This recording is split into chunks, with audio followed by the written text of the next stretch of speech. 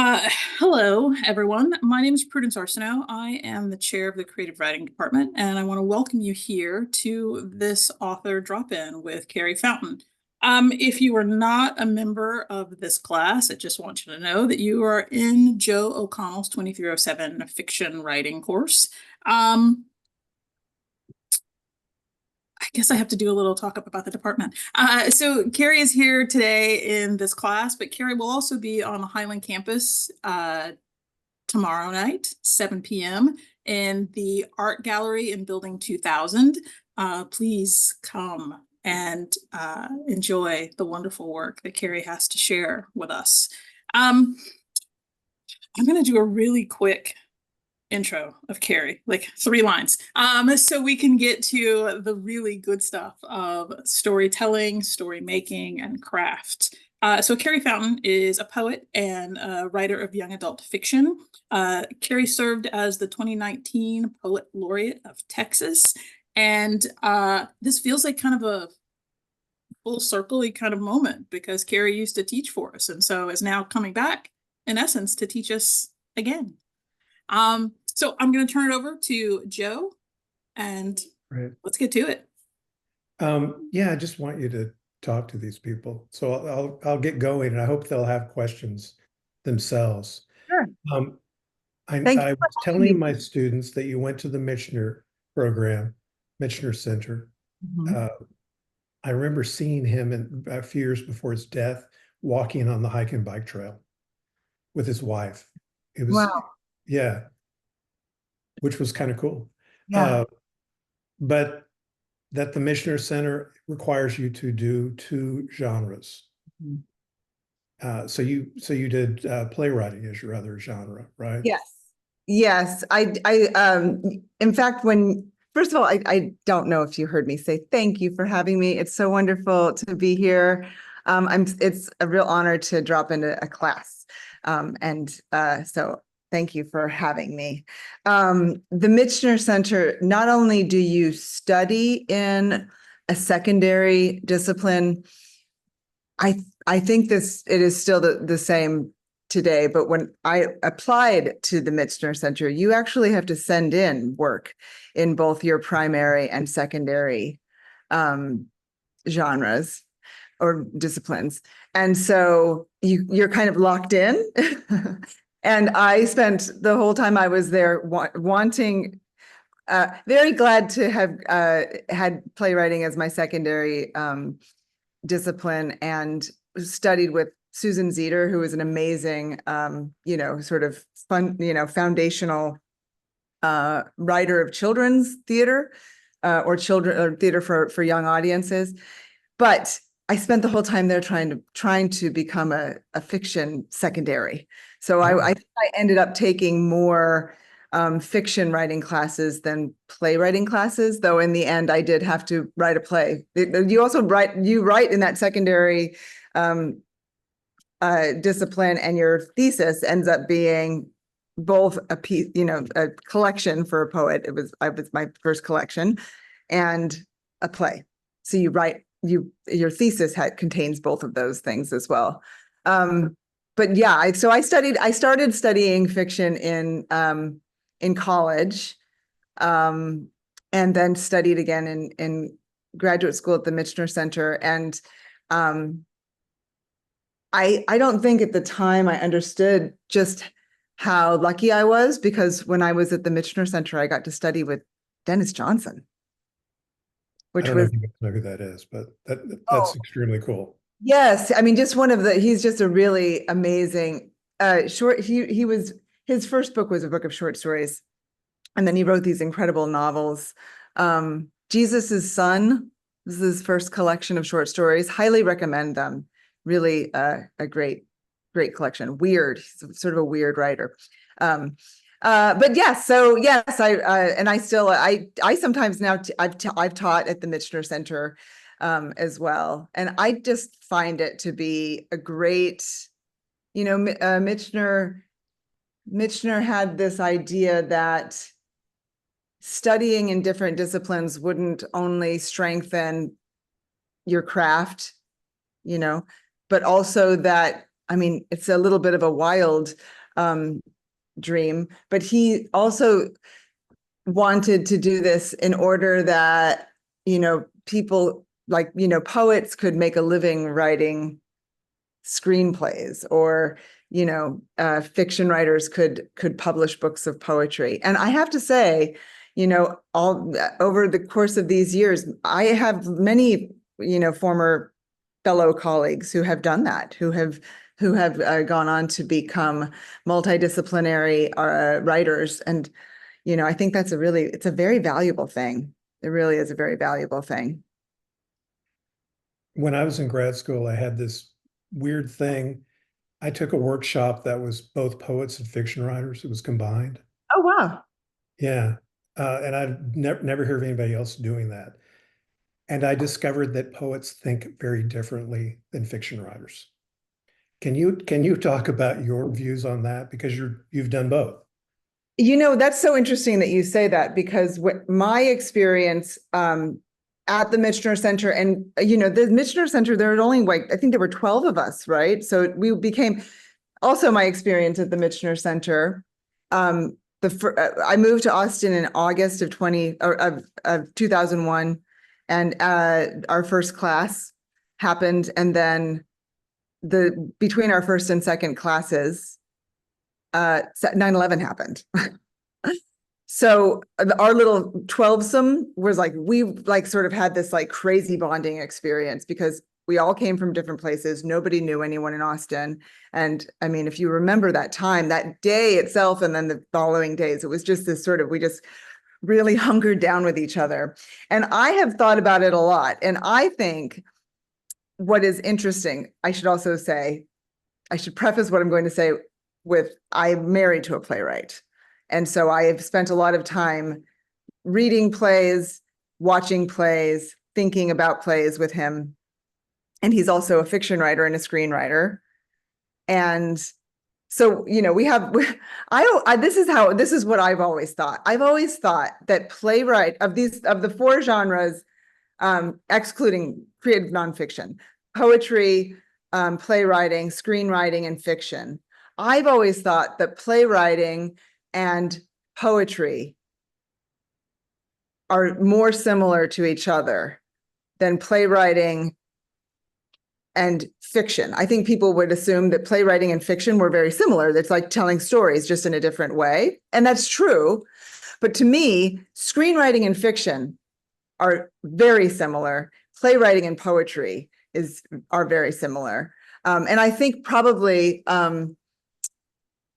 I would base that on the use or the way that those different disciplines use narrative and or versus figurative language. In playwriting, when you're creating something for the stage, you have at your disposal these visual metaphors that you can make, and so you're not as beholden to narrative typically in plays. I mean, there are lots of straight plays where it's just narrative, but there's more available there in the world of metaphor. And in screenwriting and not fiction writing, especially novel writing, those are very similar. They're very similar. You're telling a story from the start to the finish, and you can use narrative techniques and you can, of course, use metaphor. You can use metaphorical motifs throughout. You can, use objects that kind of that come up throughout the course of a novel or a movie that are imbued with some kind of metaphorical, magical, sense. But really, fiction and screenwriting are on the track of narrative. And I think playwriting and poetry sort of dwell in the same space, because they're so there's an openness to using metaphor and figurative language. I'm sorry, I just saw that there was a chat, and I don't give me 2 seconds to be a not very good Zoomer and figure out I can't spell. Oh, Are you no, supposed to it's push the recording button? I got the recording button. Oh, I got it. it's going? Yeah. Yeah, it's recording. The question Okay. that's in the chat is, can you share what you find different in playwriting versus screenwriting? Yeah, I do. I can't. Well, I think and now here are two disciplines that I've written in both, and I think that I think I've just sort of uh, um, explained my thoughts on that with in terms of like just telling a story. I think that in film, there are opportunities for, visual lushness and metaphor, but really films cater to the beautiful part of the human mind that loves story. We love story. We want to find out what happens next. That's where we get the term cliffhanger from, right? The idea that our minds are so they have a built-in like lust for story, and we want to find out what's going to happen next. So I think that in playwriting, you can get to things by way of spectacle, and there's so much theater that is non-narrative, and so I think you kind of go to you might go to the theater with a comfort level for like, okay, this is going to be an experience, and I'm not necessarily going to be able to piece together a story, but it was really cool when, there was a dance break in the middle of this this play, and then somebody sat down and drank an entire glass of milk, and that wasn't explained, and where it's more sort of like poetry. In narrative, the meaning is found in piecing together the story, or much of the meaning is found in playwriting and in poetry. I think there's more openness to not simply is not the word, but to sort of fundamentally be open to something just being an experience rather than expecting a narrative, or you hold on to different things in playwriting and poetry to find your way through, where in especially novels and films, you're really going for the narrative. And that's why the amazing thing in films, people who are avid film watchers, a couple of things. That's why I think, it really is fundamentally one of the most amazing things about the human mind, that, when you can look at a book and here's a page with a bunch of symbols on it, and we can, each of us, experience reading those symbols and making meaning in our mind, right? Creating spaces in our mind. And we can all read the same book, but we all have created in our own mind's eyes different images, right? So that's why when, people in the film industry take a book that's very successful, a novel that's very successful, and turn it into a film, people can just really get very upset because it doesn't look the way that they think it's supposed to look, right? That character doesn't look like that, or that's not what Hogwarts looks like to me, that's just really an amazing thing. I really find that amazing. It's one of the most meaningful things about both reading and writing, is that you're sort of entering into this relationship with another mind, and you're kind of creating, when you're writing, you're kind of creating the other half of the thing that the reader needs to put together the story in their own mind, right? And that's why reading itself can be so meaningful, or watching a movie or watching a play, because audiences or readers are not just passive, we're not reading for comprehension alone. We're reading for meaning and experience, and to see our own selves and stories reflected, or to see new stories, new experiences reflected. So I hope that answers that question. Also, you have talked about the frustration some students have with reading poetry. And this comes out of what you just said about yes, it being more of an experience. right. Can you talk about that? And Absolutely. Let me take a glass of water because this one I feel very passionately about. okay. I feel for students who are especially at the college level. I grew up in a small town. I went to a high school that was, to characterize my experience in high school, in my senior year in English class, we had a final that was a final about the miniseries, the television miniseries, Lonesome Dove. We did not read the book. We did not read Lonesome Dove. We watched a miniseries and answered questions about it. So I say that because I myself come from a place where, we were not reading poetry in my home growing up. There weren't books of poetry. I think maybe my parents had like a collection of E.E. Cummings poems from like 1970. And so I feel like I kind of grew up, and then when I got to college and started encountering poetry, I myself felt that kind of hesitancy and that kind of feeling of what are we doing here? Like, what am I supposed to do? And I think that comes from, and I can see it in students over the years as standardized testing has become more and more the experience, that in high school, and it's not the fault of teachers, it's not the fault of educators. But if you go to a poem and you say, okay, I'm going to read, I have to ask questions about this poem that my students can answer, multiple choice questions about this.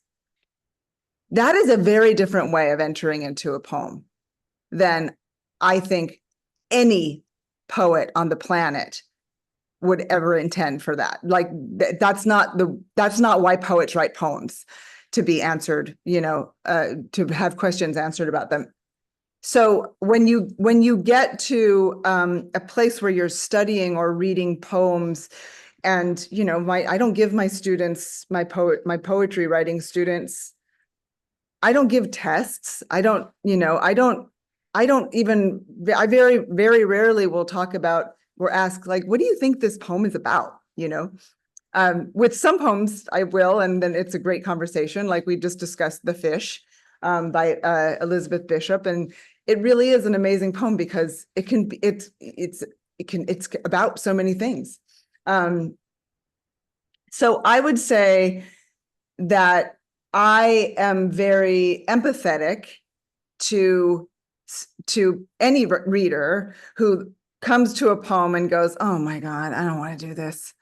It looks so long, and there's like line breaks, and it's a weird shape, and I don't know what I'm supposed to be doing here. So, to me, one of the great pleasures of teaching poetry is to, by example and in conversation, and we talk about it all the time, poetry, let's just experience this poem together. There's not going to be a test about it. I'm not going to ask you to tell me what this poem is about.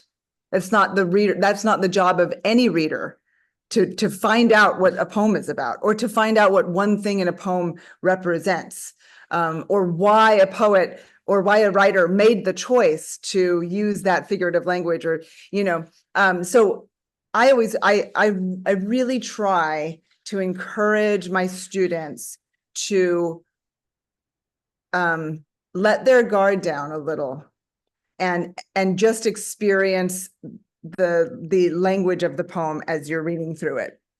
And when I taught myself to do that I kind of learned how to do that in college, because I encountered poets that I loved and who blew the top off of my head. And so I, came to sort of, okay, I can trust this. I can trust these people, these poet people. But in graduate school, when, I was reading intensely and trying to kind of catch up to some of my more academic, a lot of the people I went to graduate school, I went to New Mexico State University, the ag college in my hometown, and then went to graduate school with people who had graduated from Ivy League universities and were taking a break from, their post, PhD, years to study fiction. And so I really kind of felt like I wanted to catch up in terms of like reading more widely, and, those essential voices. I would try to read through them, and I would become very frustrated because I felt like many of my colleagues seemed to have a passion for work that I found to be very like, my experience was that with the work was very academic. For example, the poet John Berryman. I decided to sort of sit down and read the Dream Songs, and as I was reading through them, I really made it a goal to just allow myself to read them without thinking, what is going on here? What is this? How am I supposed to think about this? How am I supposed to feel about these poems? And once you get there and you kind of get into something, it becomes clear quickly that it doesn't cost you anything to be interested in work. You don't have to like it. You don't have to like everything you read. You shouldn't like everything you read. But you can be interested in work. It doesn't cost you anything. And the more interest you have, the more you can, turn to others and say, what did you think about that? Or, I think that I think that we are encouraged, because we study poetry as questions on a test, most of all, in high school, that we're encouraged to sort of think of poetry as something that you're supposed to be able to put together like a puzzle, that there are pieces and that there's only one right answer, right? That's the whole point of a test. And the more we can sort of enter into the experience of a poem with interest and with an openness, to our own self being, confused or, bored or, offended, even maybe when you're entering into work that seems, like it's impenetrable. I think the more we can orient ourselves toward that, the more pleasurable it becomes to read poetry. I mean, really, like that's and if we can do that, if we can like make poetry reading something that, just the experience is really, interesting and pleasurable. I think that right there is like, great. That's great. No one has to read a poem. That's the sad fact of the matter. No one ever has to read a poem. And so if we can make reading poetry something that like someone might, choose to do or prefer to do, or, get really interested in doing, that's amazing. I think we need to orient ourselves in that direction. I will also say that there was a piece, I can't remember now where it was. I don't know, maybe Joe or Prudence might know. There was a piece, I feel like it was maybe the Texas Observer. A number of years ago, they took old STAR tests. The STAR test is the I mean, you all know what the STAR test is. You all took the STAR test, I'm sure. The standardized test across the state of Texas. And they went and found old STAR tests, and they looked at the selections that they were testing on, which were often Texas writers. They were Texas, some of them were Texas writers. And some of these pieces were like lyric essay or creative nonfiction, which is to say that these pieces were straightforwardly about the writer's own experience, right? They're writing something about their own experience. And they took these old STAR tests and they found the writer who wrote the entry that they, and these entries were not written for the STAR test. They were found in the world and put on the STAR test. And Naomi Shihab-Nye was one of these writers. So they took these pieces, poetry and short nonfiction pieces, and they gave the poet or writer the questions that were asked about their own work on the STAR test. And across the board, the writers got questions wrong about their own work, which says so much. That says so much about the way that we are asked to read poetry, or just asked to read any creative writing in our education up until high school, and often beyond high school as well. So that's what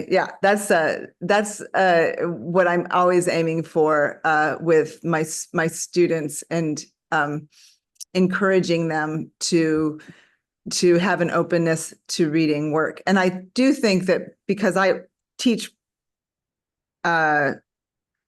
workshops, I teach poetry workshops. So we're reading poetry in the context of using poems as examples or inspiration for an assignment.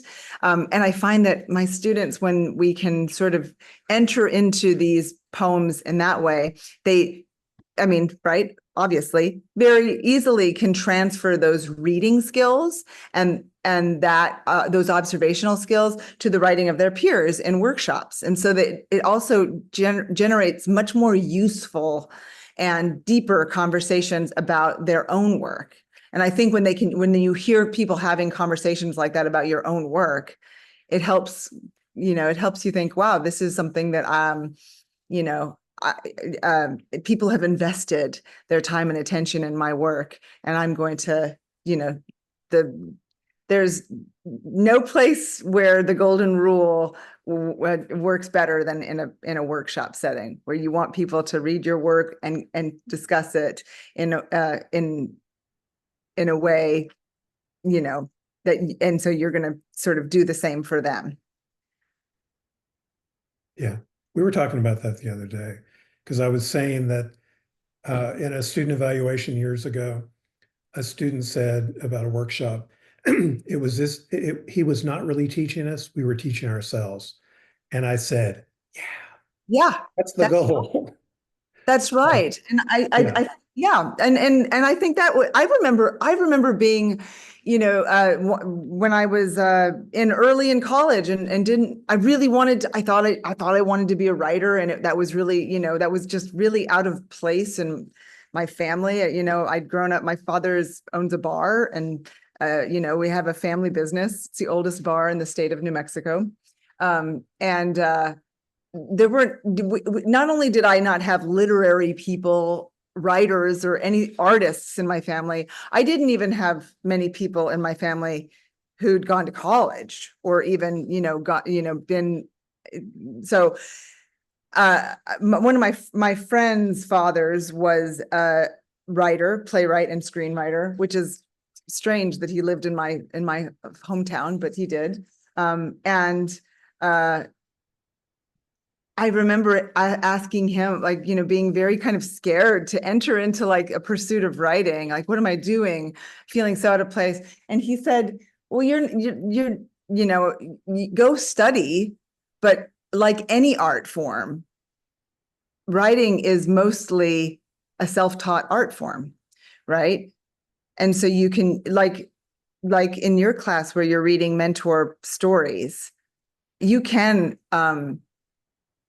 learn from that, but what you do with it is all you know, and in some ways I think that's really I remember it when I was younger feeling very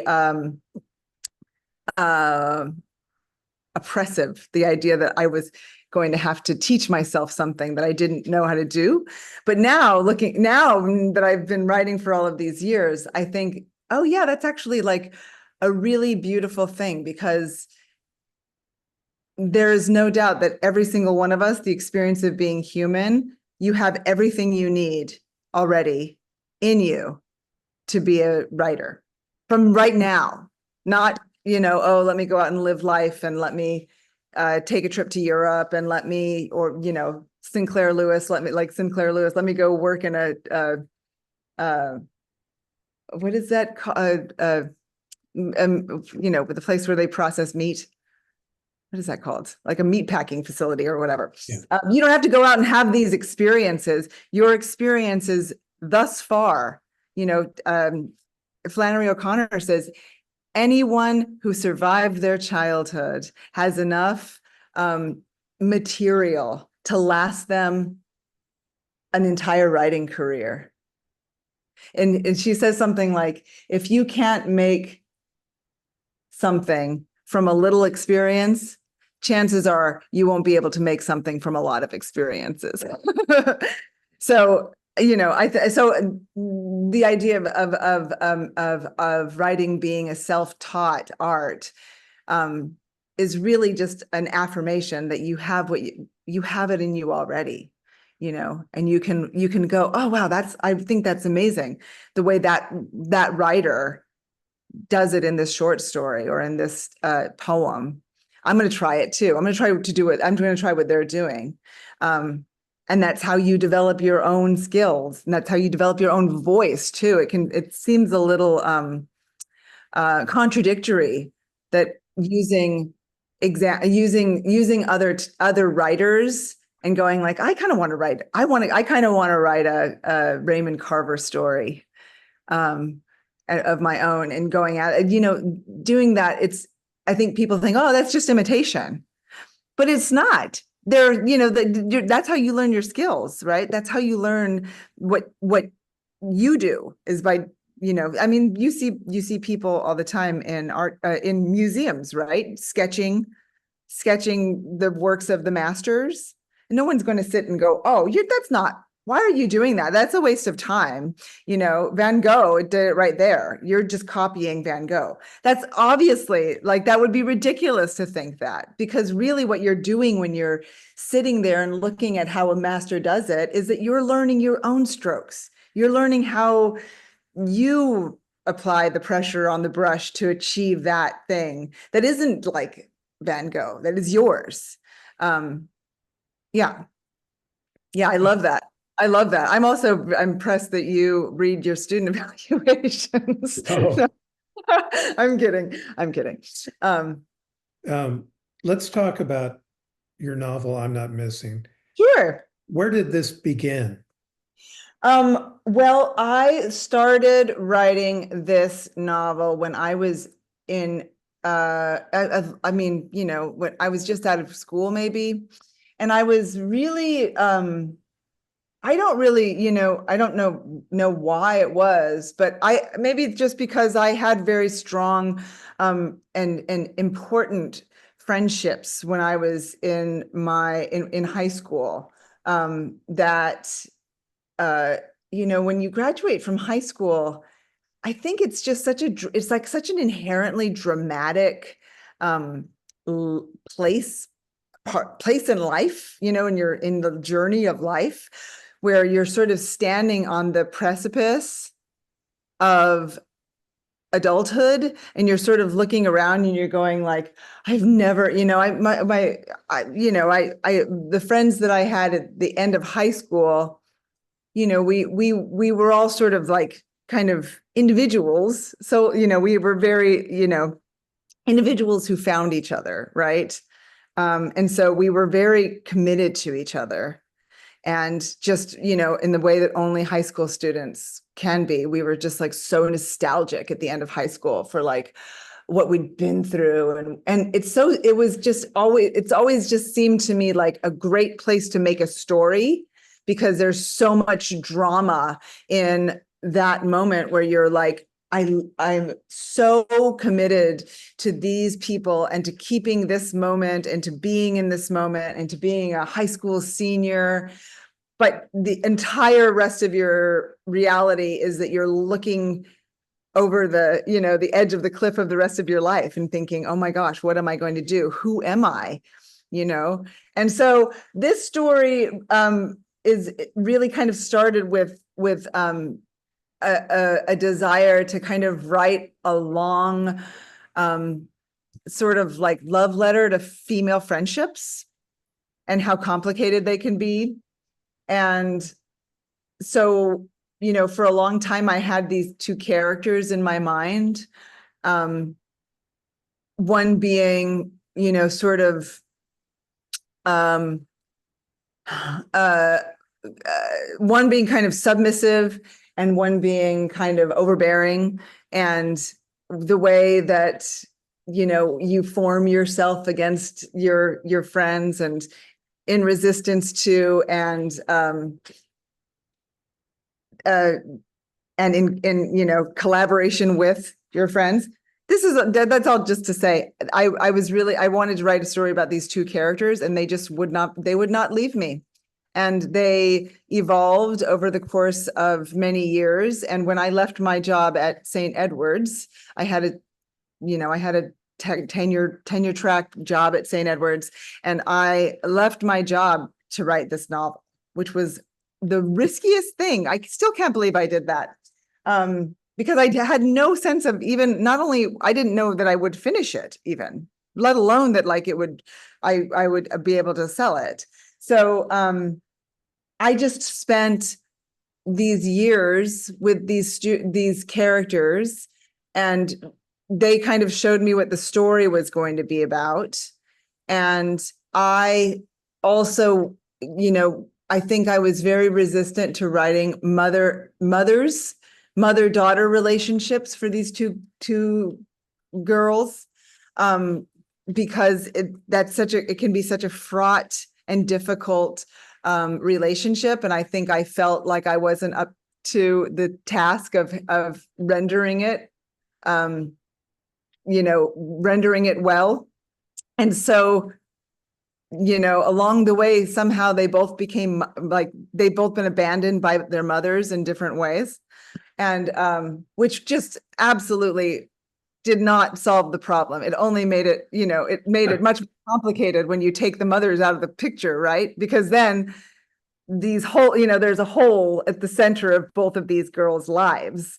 And so that's really what the story is about. It's really a story about, how you survive when someone who is supposed to be the person that kind of, is your person, your mother, sort of just,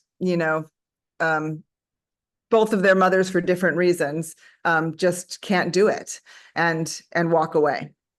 And so that's kind of, and along the way, it changed. It was, it changed kind of like where it was set and everything. And I haven't, it's interesting because I sent this first chapter to you and I had to take it off the shelf and read it myself. I haven't read it in so long. So long. I thought, what happens in this first chapter? And it's when you step away from something for long enough, when you return to it, you think, oh gosh, those girls and their voices. And I can remember all the time that I spent writing this book. But also it's just funny because I can really see the first chapter of a novel, you have to get in so much information, but it has to be telling, not show. It has to be showing, not telling, right? So there's these long sort of moment, somebody will say one thing, somebody says another thing, and then there's a paragraph of you know, this is like this is the story behind what the, you know, and so it's just interesting to sort of think about that too, because when you're writing something and you're making it work, so much of it is like intuitive, like you're not, I mean, I did over when I was editing, when I was revising with my editor, I did eventually have, you know, like checklists. Like we need to see this happen. We need to make sure that in the first chapter we know this fact so that when it comes back up in the third chapter, it's not out of nowhere or it makes sense. Or like she has to be this age at this time and this age at this time. But so much of it is just intuitive, you know, storytelling is just kind of, you know, it feels at least intuitive. So it was really great. I thought it was really fun to sort of go back and sort of think, oh my God, I was just like, and I remember my editor saying, you, in a YA novel, especially, because there is, you know, there's a huge market for YA. It's very competitive. And there's like, you know, there's just, so you really have to like hit the ground running.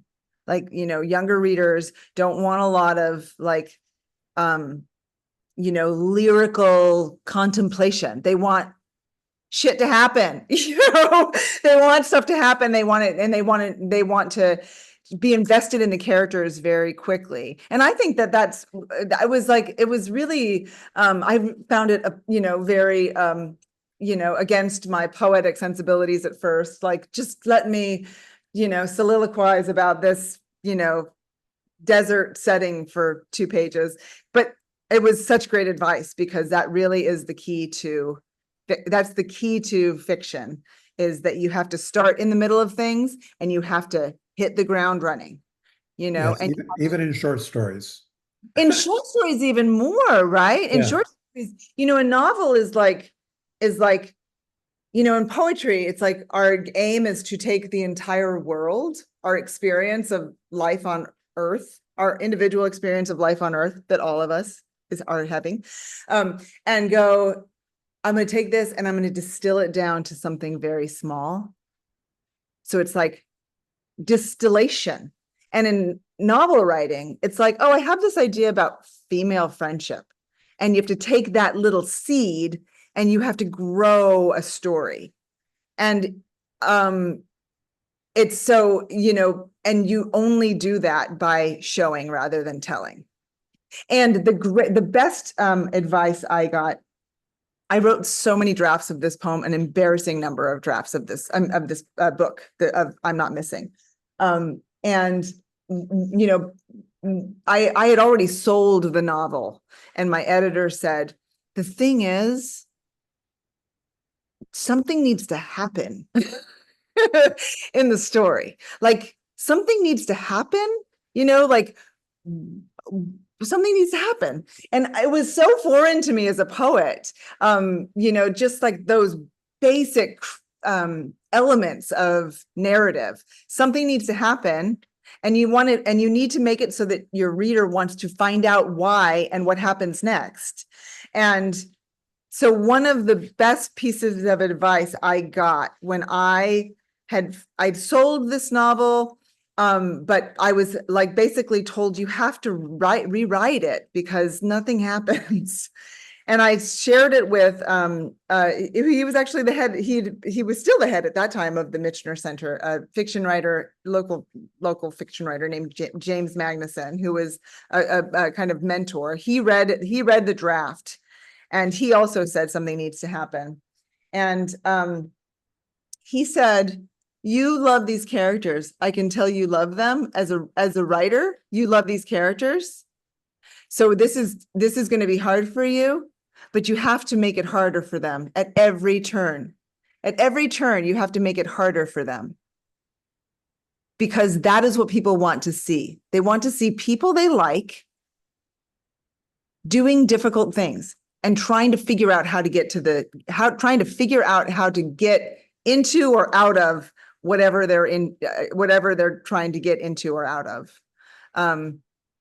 You know, and so when I like that advice has just sat right there for me in terms of, you know, writing stories. And you can take that and you can go, you can look at, you can look at narratives you like, you can look at narratives you love, and you can go like, oh yeah, that's what's wrong with that person.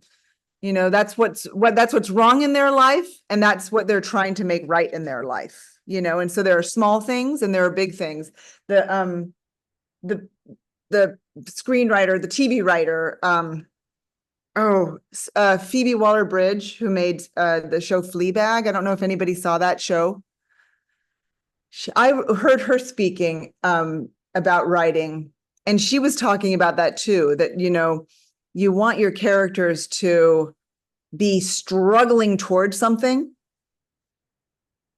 But she said, one of the things I like to do when I'm writing a scene, and I think this is so brilliant, she said, so these characters are, working something out, and they're struggling, with whatever the larger narrative is. But she said in every individual scene, she tries to insert an element that is very basic and very difficult. Like she said, make it, so it's like something happens that in the room is very hot and these characters are sweating, or, one of them, has just been, bitten all over by mosquitoes. And so they've got mosquito bites and they're dealing with whatever they're dealing with, or, one of them has, is just realizing as they're having this life-changing conversation with another character that they're definitely, what they thought was a little tummy ache is definitely food poisoning, and they're definitely about to just like barf at any moment. Like giving your characters something that's like, they're struggling toward, there's a larger conflict, but also just little things like that, where you get to see your character constantly trying to get, something right. Like, if you're in the middle of realizing like, oh my gosh, my shirt's on backwards. And so you see a character realize their shirt's on backwards, and they're trying to figure out if they should I pull my arms in and do the switcheroo, or should I just act like I so just like little things. I think that was just such a great like insight from a really brilliant writer. I'm going to read some more of these questions. I'm sorry. Carrie, I can read them for you. Oh, okay. Yeah. So the question that we have, it said there are no more original works. How do you create something entirely new on your own? This author says, I struggle with writing my own story with my own creation, better with fan fiction. Yeah, that's really interesting. Something that I have noticed as a writing teacher, someone who, writing teacher, I'm more like, I always feel like writing teachers really are more like writing coaches, and not in the like sort of life coach sense, but just really sort of like, let's put together some plays and then you go off, because I'm not going to be there with you. Everything you do, you're going to do alone in a room with a screen in front of your face. Like, so, let's put some plays together and then you go do your thing. And I've always thought it's very interesting that, in writing, if there's one fundamental thing that no matter what discipline I'm talking about, that, if we think about language as going off in, I should go like this because you can't see, I'm pointing off into two different directions, right? So this is like as a kind of continuum heading off in two different directions. If you can think of yourself as wanting always to go towards specificity and away from abstraction, right? So toward what the poet Tony Hoagland would call thingitude, make it specific rather than, rather than like thoughts and feel, we as writers, we really, I think we go to writing because we have thoughts and feelings that we want to express. And perhaps there are no original thoughts or feelings. I don't know. I haven't really ever thought about that. But we all have them, and that's kind of like our impetus. Like I feel these things inside and I want to get them out. That's kind of what writing can be. But the the thing about writing is that when you do it and when you put it on the page, it turns out that no one wants to hear about our thoughts and feelings. What they want you to do is to take your thoughts and feelings and translate them, right? So thoughts and feelings are abstractions. Heartbreak, fear, love, God, war, those are all abstractions. And so our job as writers is to sort of I want to write about war. And to take the abstraction, right, this is the direction of abstractions, to take the abstraction and move it as far that direction as possible towards specificity, right? So going back to what I was saying before, one of the things I have noticed about beginning writers especially is that when I'm trying to get them to move towards specificity, let's just say you're writing something, it is something about your own experience, based on your own experience. And I'm saying, make it more specific. I know that you were sad, but what did it look like? Were you curled up in a ball in your pajamas on the couch? Or were you, walking around the neighborhood, peering into any open window that you could see and looking in and seeing families eating at the dining room table and tearing up? What kind of sad, what did it look like? What did the sadness look like? And so often I will hear writers say, well, it's like very personal. It was like a very personal experience to me. And I don't think that if I just wrote that down, that it would be both uninteresting and you wouldn't be able to understand it because it's so personal to me. And that is one of the great, what is the word I'm looking for? That's one of the great surprising things about writing is that the more you can go in that direction and the more you can be specific and you can say, whatever, if you go from I was sad to,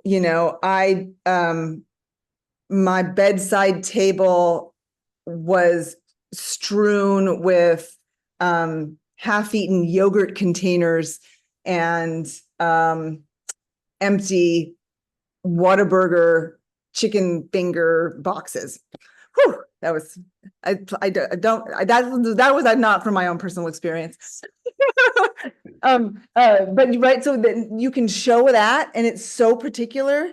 And even though there might be a resistance in you, and it's normal, and it's like, right, of course, because we say, I'm gonna put it all on the line here, and I'm gonna tell you things about how, what it looked like in my own personal life. And what if you judge me, or what if you think it's stupid, or what if you, what if you, think that what if you disapprove of my life or my, the things in it.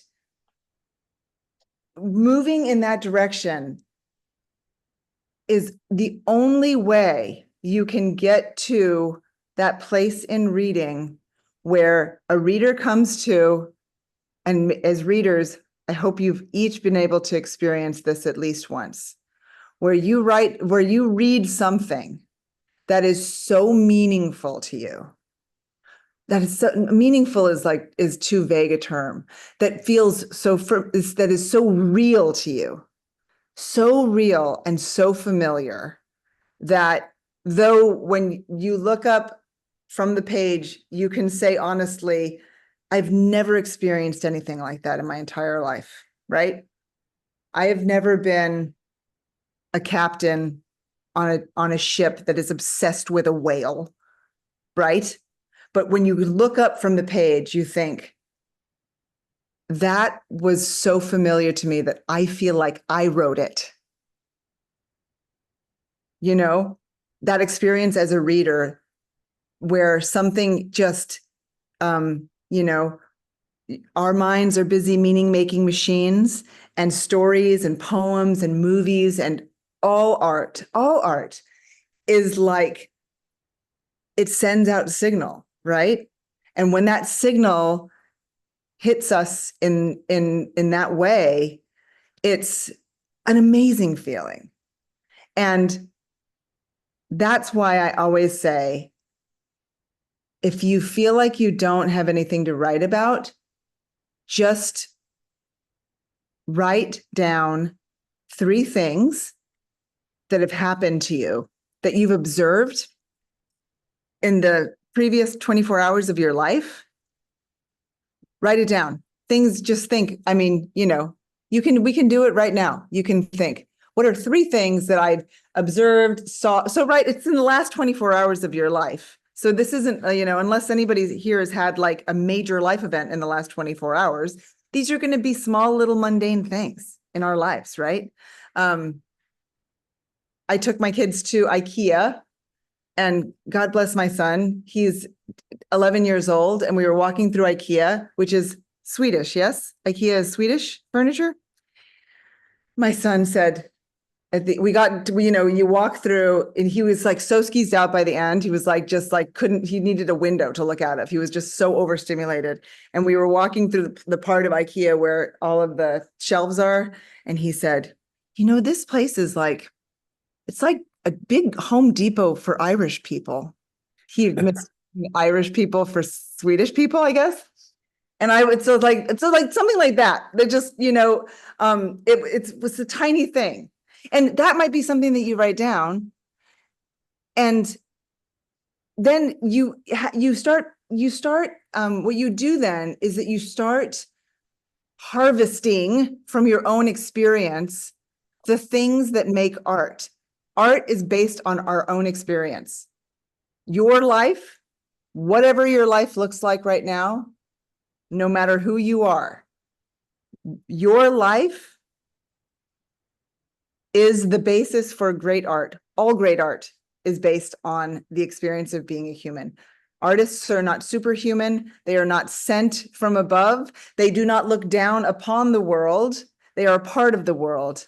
And so when we can just do something as simple as writing down 3 things that have happened in the last 24 hours, here's the other part of the assignment. This is something that I have learned from the poet Naomi Shihab Nye. We taught together, and she told these students to do this, and I started doing it when I heard her say it. I still do it almost every day. Write down 3 things that you've noticed in the last 24 hours of your life. And the idea is that if you don't write them down right now, if I hadn't written down, this place is like a giant Home Depot for Irish people, I would have forgotten that. And so the idea is you write it down the last 24 hours. And the idea is if you don't write it down right then, in the next 24 hours of your life, you'll forget it. So that's all that's the only requirement for this practice, is that you are basically writing down things that are so small and the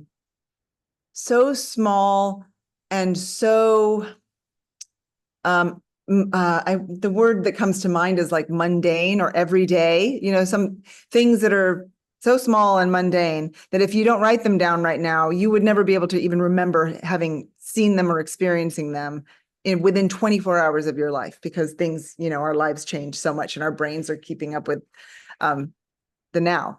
And so I hope that answers your question in sort of a roundabout way. You know, so in terms of like how you translate that into, you know, making a story, you know, I think that if you you know, took that practice and you just thought, you know, I'm going to come up with 3, you know, 3, they don't have to be, three ideas for a story, 3 relationships. So I want to write a story about, you know, an Amazon Prime delivery driver who, I mean, this is coming off, I'm not very good at giving examples, but, you know, who mistakenly breaks in to someone's house, and I don't even know what I'm saying, but, you know, so that's an idea for a story. You just jot it down. Is that going to become a novel? Is that going to become the greatest work that you've ever written? Who knows? Probably not. Most of what you write, no one will ever see. That's part of the practice. But it is a practice, and the more you can go, all right, I'm just going to do this quick. I'm going to write these 3 things down and just get it done with. And that is where your brain, that's how you teach your brain to come out and play with you. Because if you just go like, okay, well, you can come out and play, but the only time you can come out and play is if you write me the best thing in the whole entire world, and it has to be pretty much perfect when it comes out in its first iteration, so that I don't have to make any changes.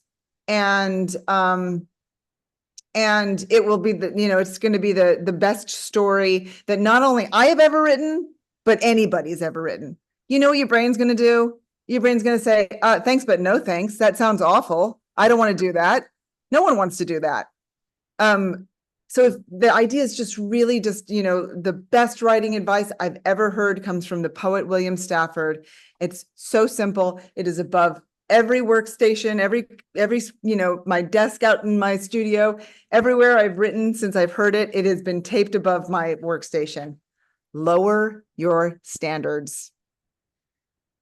Lower your standards.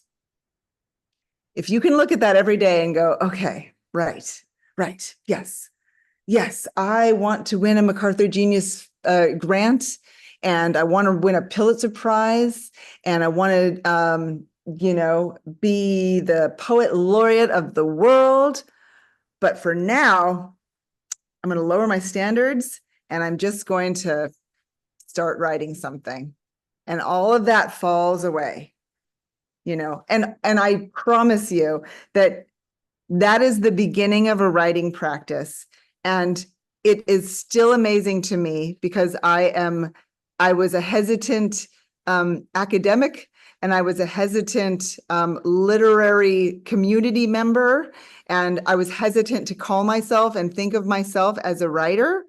So that I promise you this, I myself was very surprised to find that when you start that practice and you keep it up, the most amazing thing happens. And that is that the practice itself, that's what you go there for. It's no longer, I'm going to practice this because if I practice this, A, B, C, D, MacArthur Genius grants, So, you can, the practice itself is why you go there. That, the writing, doing my morning writing, sitting and letting whatever comes to mind come to mind and writing it down is as close to, not only as close to a mindfulness practice as I will ever get, but honestly, it is as close to a spiritual practice that I will ever get.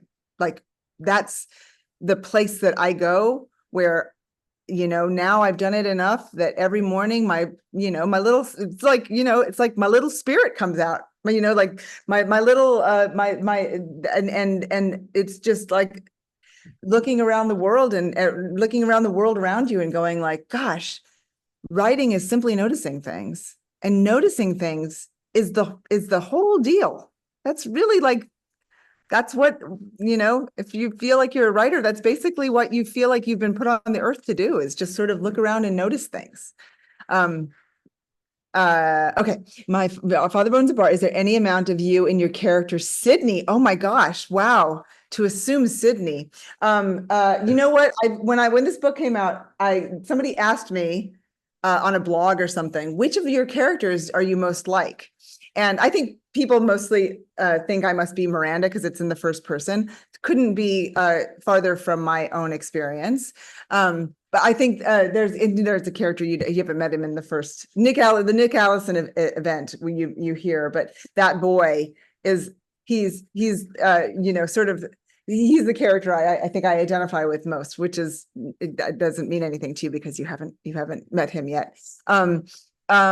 Is there any amount of your character, Sydney? I do have to say that when you grow up in a bar, it is very unique. It's a very unique way of growing up.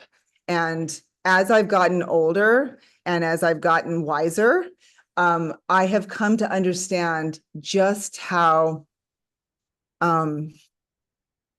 like the human drama and the true kind of tragic, the tragedy of, I would stop by the bar. They had beer nuts and they had, beer nuts. They don't have beer in them. They're just, I think they're like called beer nuts because you eat them when you drink beer. And they had like little bags of Lay's potato chips. And sometimes my grandfather would make albóndigas and chicharrones.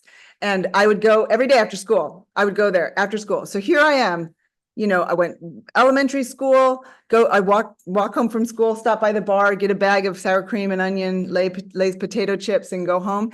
And to think now, there were people in that bar every day at that time. Like what it means to see someone sitting in a bar every day. Like when you're 8, you don't realize like, oh, he's always here.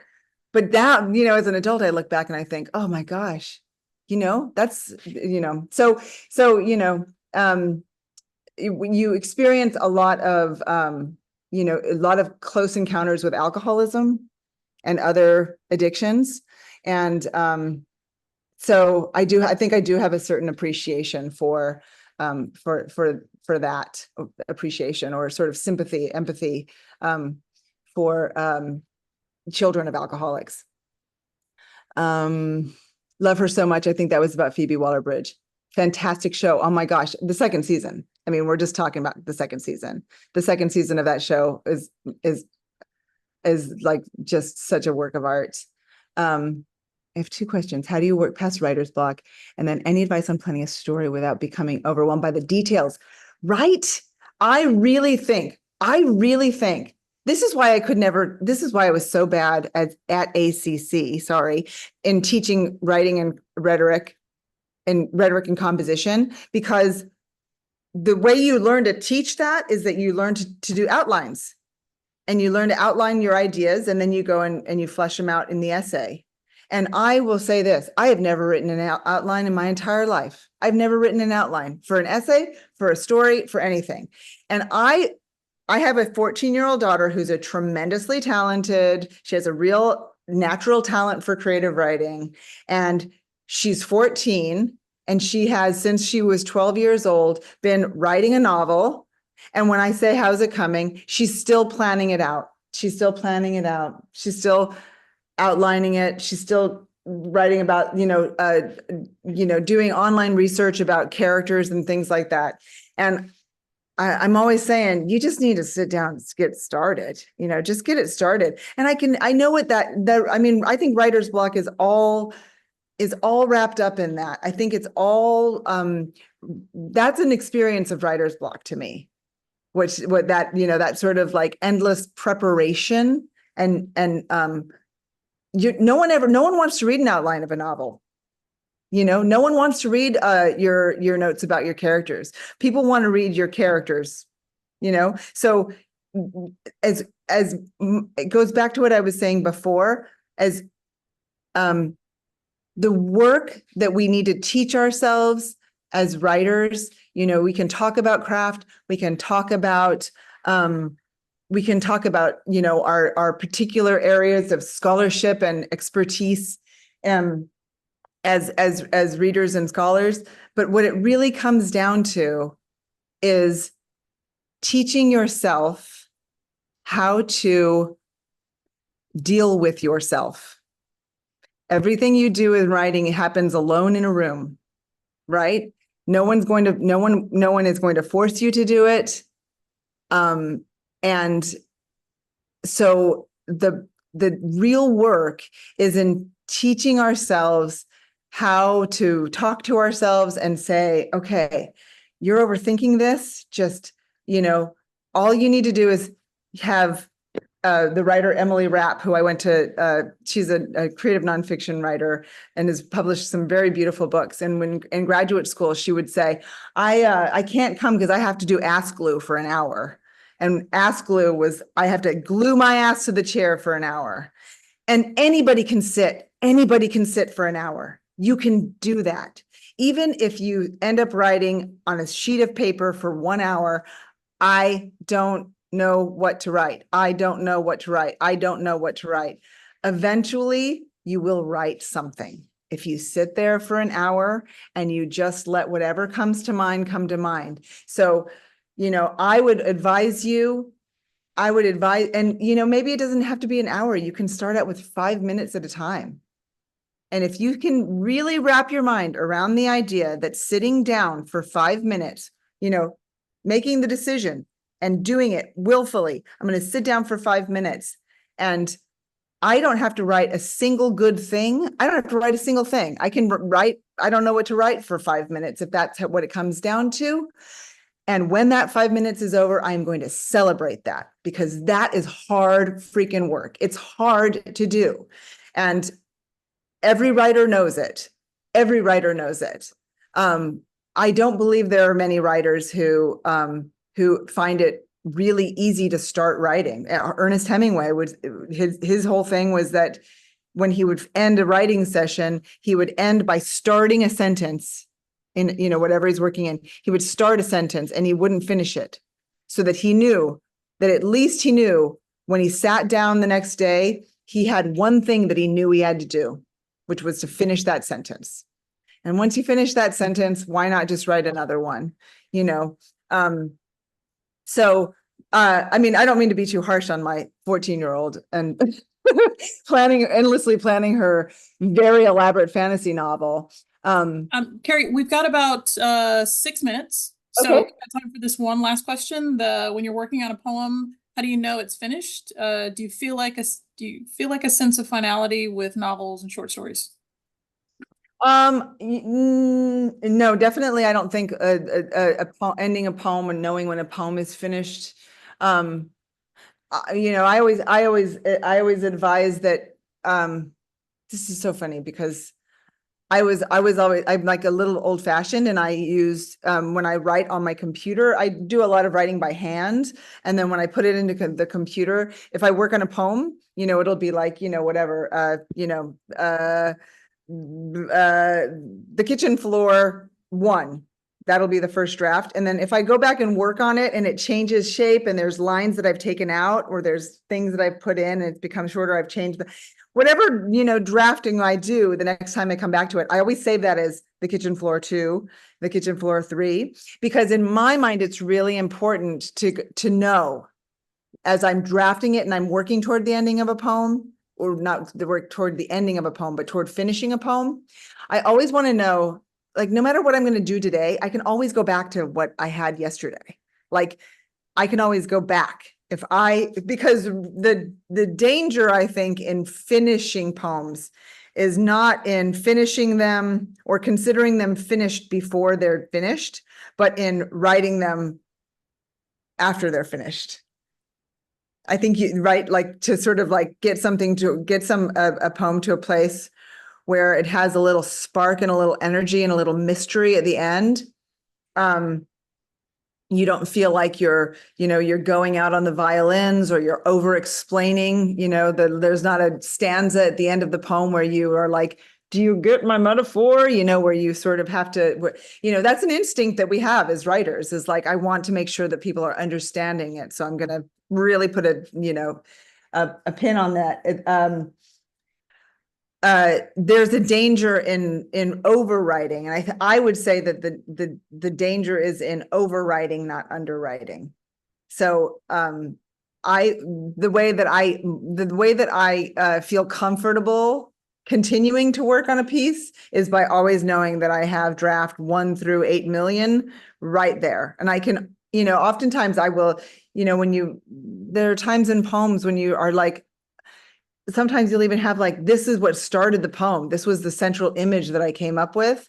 And then you work on a poem to the point where, like, actually this whole stanza, that image and the whole stanza that it sits in, what if I just take all of that out? And then the poem goes, yeah, should have done that 2 weeks ago. Now I know how to finish. Now I can finish. Now I can show you what I want to do. The poem can sometimes, like, tell you then what it wants to do. And then you have that, and I don't throw that away. I just take it and I put it into another document. That would be the kitchen floor extra. And, then I can go back to that too. And like, that image can then become something else, or, it can go onto the compost heap or whatever. But I would say, it's I think it's an intuition. And I really do think that you can learn a lot about ending poems, finishing poems in your reading of poems.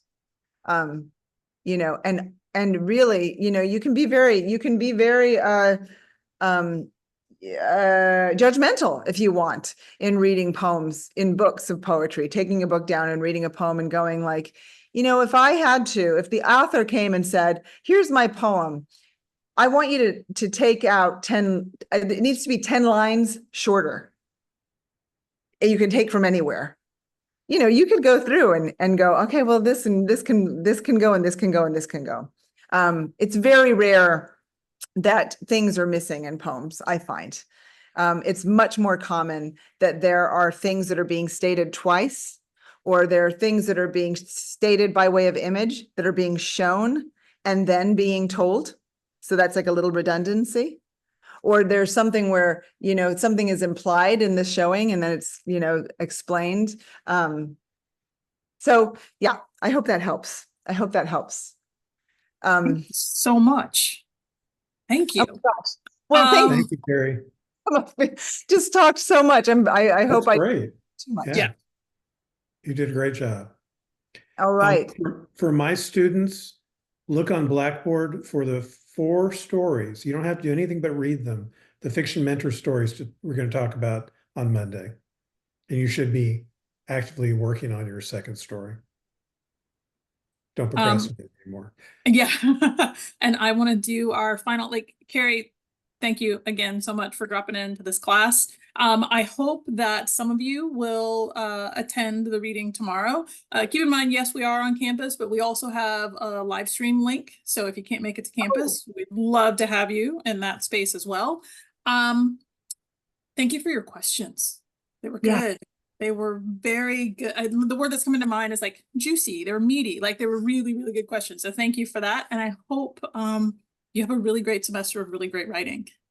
And Carrie, thank you for sharing these amazing ideas. And I do hope to see some of you tomorrow. If you are there tomorrow, come and say hi. I want to see you in real life. All right. Thank you so much. It was wonderful. Thank you, Joe. Thank you. Thanks all of you. Thank you. Bye. Have a great day, everyone.